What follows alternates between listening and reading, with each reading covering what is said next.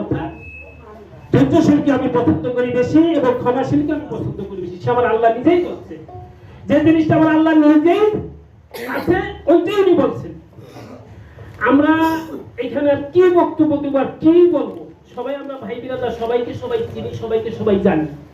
আমি আমার অনুরোধ করা কথা বলবো আপনাদের কাছে, সেজন্য কি এখানে একটা অনুষ্ঠান হবে, আসবে, অনেক মানুষ আসবে এইখানে। কিন্তু আল্লাহ নিজেই বলছে 10 জন মানুষ যাকে ভালো বলবে আমার রাসূল তাকে ভালো বলে, রাসূল যাকে ভালো বলছে আল্লাহ তাকে ভালো বলবে। তা আসলে একটা মানুষের মন ভাঙা মসজিদ ভাঙা সমান কথা। একটা লোক আসছে দূরে থেকে, ভাই আমি একটা গান করব, তাকে সময় দিই, ভালো লাগলো না আর কোনোদিন পাবে না, সে তার গান ভালো লাগলো না আর কোনোদিন তারে দেওয়া যাবে না, দিয়ে দেখি কেমন পারে।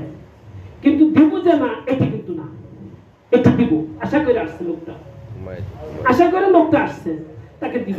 এবং এমন কিছু বলবো না যে কার কি গাও একটা মুখ খারাপ করে কথা বলে, আমি মাইক এসে কথা বলবো না, ওরা ভিডিও করতেছে, এমন কথা জানি আমরা কেউ না বলি। আমি কিন্তু অনেক সময় যদি আপনারা কেউ চাইয়ে থাকেন দুর্গাপুর, অনেক লোক আমাকে বলে আমাকে সময় দেন, সময় দিলে পরে যখন কাজ ভালো না লাগে তখন তাকে বকশিস দিয়ে আমি আপনার বকশিস হয়ে গেছে আপনি পয়সা দেন, আর কি করবেন? সবাই আমাকে বিরক্ত করে কারণ উঠেছেন কারণ উঠেছেন। যাই হোক এমন কথা বাড়াবো না। আমার অনুরোধ থাকবে যে আপনারা যারা আসবেন সবাই তো আমার ভাই, আমার কাকা, আমার বাইতে, আমার মামু, এমনই লোক সবাই, সবাই আমরা মিলেমিশে থাকবো। একটু ভালো লাগলো না ধৈর্য ধরে থাকবো, একটু ভালো লাগলো তার জন্য যে তার মাথায় দিয়ে ফেলবো সবই তার শুনবো তা কিন্তু না। ভালো মন্দ ঝালটাক মিলেই একটা জিনিস হয়। এটি আমি বলবো যে আমরা সবাই যেন ধৈর্যশীল ভাবে থাকতে পারি আর সবাই যেন এইভাবে করতে পারি। কিন্তু করা যাবে না যে মিয়া তুমি কি গাও, তাকে মুখ খারাপ করে কথা বলা যাবে না।